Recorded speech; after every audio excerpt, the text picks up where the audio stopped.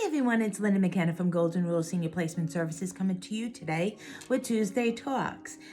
Our depicted subject, and especially this time of the year, is talking about the winter wonderland that is out in most of our states right now. It's the frigid cold. Some cases there's snow, and in some areas they're dealing with other winter ailments like flu season and such that really doesn't make seniors able to go out and be more active in their day. So we want to make sure that they don't get depressed. We want to also make sure that they get a lot of activities, socialization, stimulation during these winter months, and a couple of ingenious ways of doing it indoors rather than being outdoors. And so we're going to talk about that today. 10 indoor winter hobbies and safe activities for seniors. Stay safe, warm, and entertained with fun winter activities for seniors and senior loved ones. Indoor winter hobbies or winter activities for seniors can make the cold months seem less isolating. When winter storms howl outside, indoor activities can help you feel cozy while keeping you and your loved one entertained. No matter the weather, enjoy hobbies as you transition into the new year. Also, keep in mind a lot of these activities that are recommended that is something for you to do with your loved one. But in a senior living community, this is something that's done on a regular basis with their activities or what they call life guidance directors. So this is something that is already included in senior living. But for those ones that still remain at home or choose to stay at home and you're their child, their grandchild, their power of attorney, whatever that you may be with your senior loved one, is the fact that you are now needing to get involved in their care and entertain them, okay? So indoor winter activities for seniors. With fewer hours of sunlight during the day, you're likely to have more free time at home. A great way to spend time is by learning and leaning into a creative outlet or learning a new skill, which can help pass time while keeping you connected with friends and family. I thought this was a great one. One spa day, especially for the ladies, but not exempting the gentlemen as well too.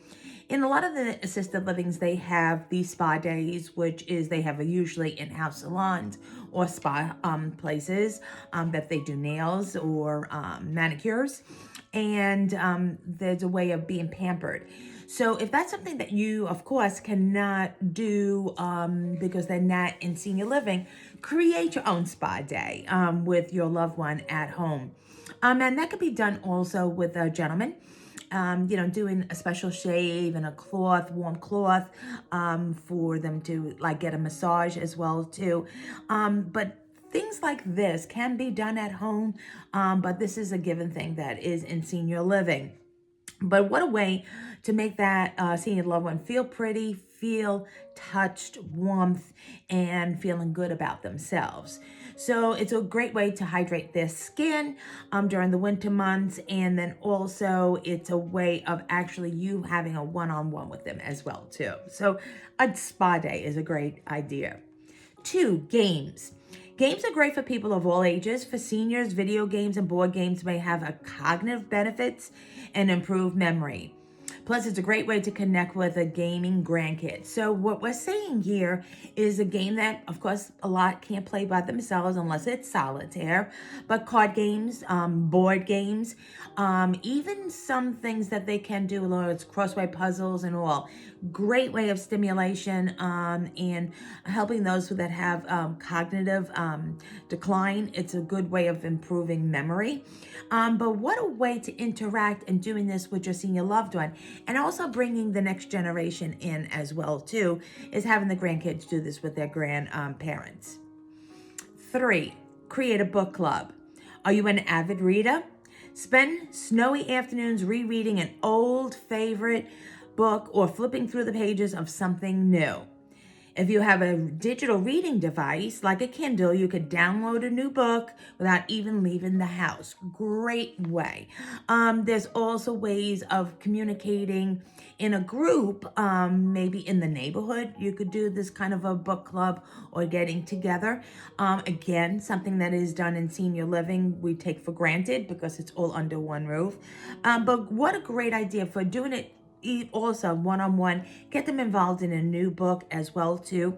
But there's also ways of doing it electronically, even online. So another great avenue is to dive into a book and enjoy the escape for just even a little bit. Maybe talking about a book that visits beautiful tropical places, puts them in a good mindset too. 4, exercise classes. There are so many benefits for exercises for our seniors. It helps your joints, it helps your heart and your lung health as well too. Physical activity can be enjoyed, and you just have to pick the type of movement that is beneficial for your senior loved one and what their body could tolerate. There is chair aerobics, yoga, as well as indoor cycling that can be done, and many chair exercises. You could be doing that in group. You could do that with your loved one. A grandchild could do that with your senior loved one. Again, something that is readily available in senior living is having exercise classes. 5, learn a new language. What another great way of stimulation is, maybe picking up a new language is on their bucket list. Why not start it during the summer months when you have more time and you need more motivation, especially after the holidays have passed. But what a great way of learning things, and that could be really done on electronically too on YouTube channels. So that's something that your senior loved one could do. You could do with them. Grandchildren can do with them as well too. But in a group situation, it tends to be a little bit more fun. But if they are going to do it, they could do it individually with YouTube as well. 6, needle art. For dexterities, for adults, this is a great thing for them to use needle art. It's also a way of creating beautiful craft that they may be interested in and they could gift to others. But maybe even creating home decor that they eventually could actually frame it and give it away as a gift. But what a better time than to actually do needle art, keep nice, warm, and toasty, and doing something like that. Needle art should not only be embroidery, it could be crocheting, it could be cross stitch, it could be knitting and sewing as well. So another great thing for seniors to enjoy during the winter months that you could do with them, they could do alone, and they could do with their grandkids as well. 7, seasonal crafts. Create a winter wonderland in your home with seasonal crafts. Maybe decorating the door outside with a beautiful new seasonal wreath. Now it's almost Valentine's Day, decorate for Valentine's Day around the house. But making things that are really special for the upcoming holidays. And a lot of the times I've seen in senior living that they all decorate their door with their seasonal wreaths, and it's actually an activity, but it gets to be very, very competitive because a lot of them actually vote on who is the best decorated door. So fun things to do with your senior loved one as well, but keeps them active, keeps them in the season, and it keeps them active. 5, paper crafts. Maybe this is a good time for doing scrapbooking, going and getting old, precious memorabilia, maybe even photos, and creating special paper gifts or crafts and putting that in an album, making cards to send out to others as well is such a great idea. That could be done one-on-one. Special scissors that actually cut maybe on a zigzag, cardstock, anything of that nature that or coloring that you could have your senior loved one do. And guess what? They're gifting and they're also communicating with others at the same time. A lot of paper crafts are done in senior living quite often, and it's something that they all enjoy together, and they see the benefit of their labor and their craftiness and their talents. Number 9, creative cooking. This is a time that maybe you could explore different types of cooking and different types of cuisine, or maybe cook up an old favorite thing that meal that you have done in the past. Crock pots are great. It also is a way to warm the home, invigorate taste buds.